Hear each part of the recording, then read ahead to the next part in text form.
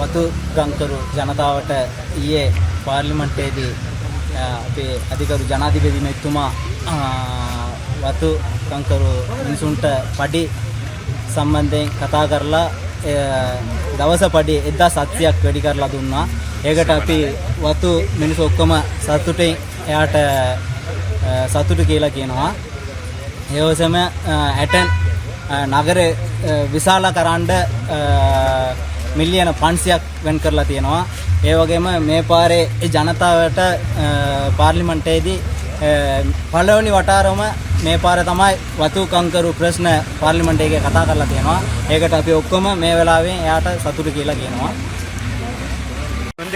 எங்கள் ஜனாதிபதி 2வது வரவு சட்டத்தை வாசித்தாரு. அந்த வாசித்தாலேயே இன்னும் 5 வருடங்களுக்கு ஜனாதிபதி வெற்றி பெறுவார்னு உறுதியாகிவிட்டது. அதான் இது எங்களோட மலைய மக்களும் எல்லாமே சந்தோஷத்தோடு இருக்காங்க.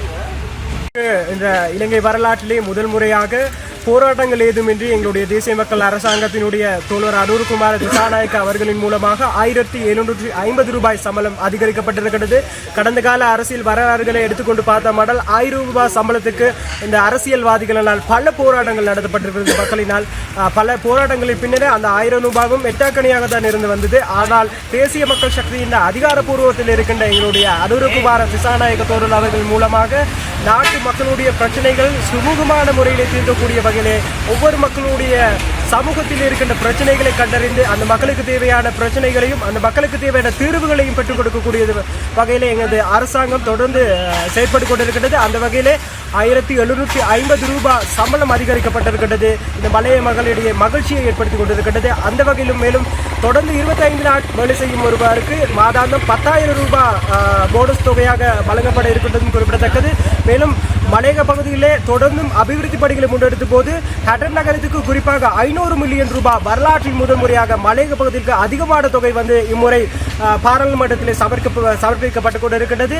மேலும் மலையகத்திலான கிளீன் ஸ்ரீலங்கா வேலை திட்டம், பிரஜாசக்தி வேலை திட்டம் போன்ற பல்வேறு வேலை திட்டங்கள் மலையக பகுதிகளுக்கு எடுத்துக்காட்டாக அமையும் என்பதோடு தேசிய மக்கள் அரசாங்கம் மக்களுக்கு சரியான முறையிலே சரியான நடைமுறையிலே மக்களுக்கான வாழ்வாதார முறைகளையும் மக்களுக்கான தீர்வையும் வழங்கும் என்ற நோக்கோடு தொடர்ந்தும் இந்த அரசியல் மாற்றத்தில் மக்களோடு மக்களாக தேசிய மக்கள் சக்தி என்றுமே இணைந்திருக்கும் என்ற வார்த்தையை கூறிக்கொண்டு ஜனாதிபதி அவர்களுக்கு மனமார்ந்த நன்றியும் பிரதேசவாசிகளினூடாக தெரிவித்துக் கொள்கின்றோம். மலையக மக்களுக்காக இம்முறை பாராளுமன்றத்தில் வரவு செலவு திட்டத்தில் மலையக மக்களுக்கான வரவு செலவு திட்டத்தில் 1700 ரூபாய் நாளாந்த சம்பளத்தை 1750 ரூபாய் நாளாந்த சம்பளத்தை ஜனாதிபதி அவர்கள் பட்ஜெட் மூலம் வெளிப்படுத்தியிருக்கிறார். அதுபோன்று அட்டன் நகரத்தை அபிவிருத்தி செய்வதற்காக 500 மில்லியன் ஒதுக்கியிருக்கிறார். இது போன்ற நல்ல காரியங்களை செய்த எமது நாட்டின் அதிமேதிக ஜனாதிபதி அவர்களுக்கு நாங்கள் நன்றியை தெரிவித்துக் கொள்வதோடு பல முன்னாள் அமைச்சர்கள் கூறினார்கள் 10 ரூபாய் கூட பெற்றுக் கொடுக்க முடியாது என்று.